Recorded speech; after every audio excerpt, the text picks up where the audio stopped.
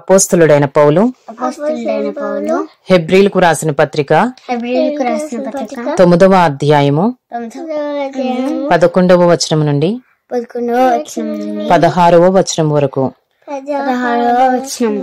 అయితే క్రీస్తు రాబోచున్న మేలుల విషయమై ప్రధాన యాజకుడిగా వచ్చి తానే నిత్యమైన విమోచన సంపాదించి హస్తకృతము కానిది అనగా ఈ సృష్టి సంబంధము కానిదియో మరి ఘనమైనదియో పరిపూర్ణమైనదియునైనా గుడారము ద్వారా మేకల యొక్కయో కోడెల యొక్కయో రక్తముతో కాక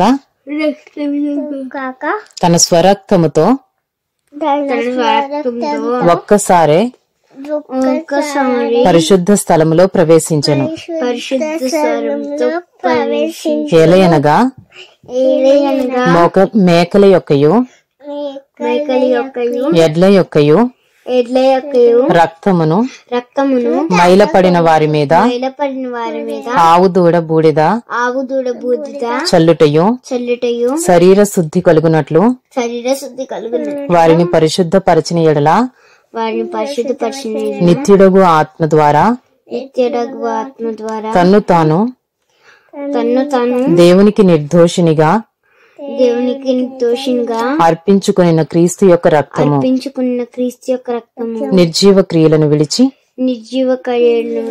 జీవము గల దేవుని సేవించుటకు మీ మనస్సాక్షిని ఎంతో ఎక్కువగా శుద్ధి చేయును.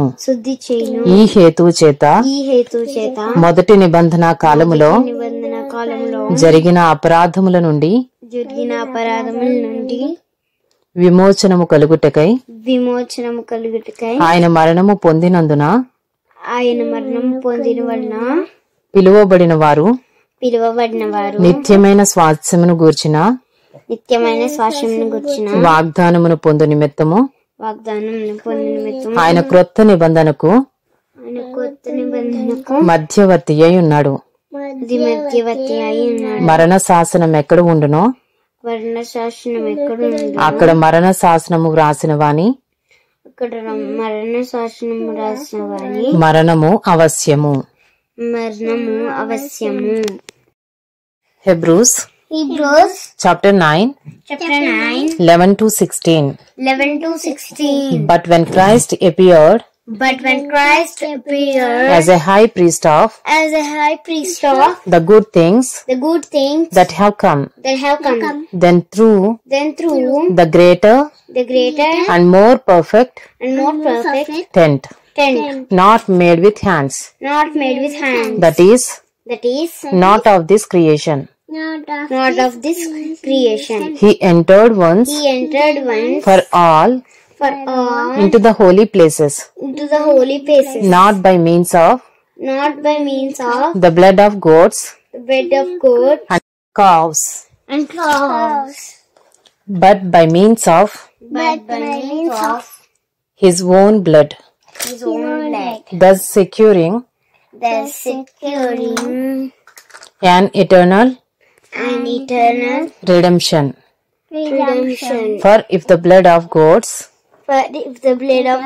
and bulls and the sprinkling of defiled persons with the ashes of a heifer sanctify for the purification of the flesh, how much more will the blood of Christ, who through the eternal Spirit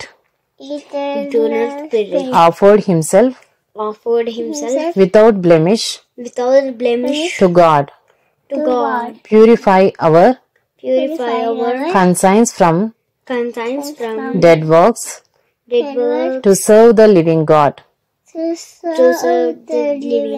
Therefore he is the mediator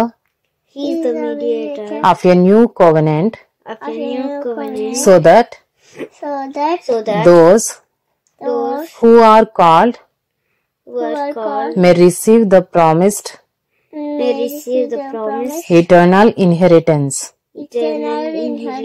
Since a death has occurred that redeems them from the transgressions committed under the first covenant. For where will is involved, the death of the one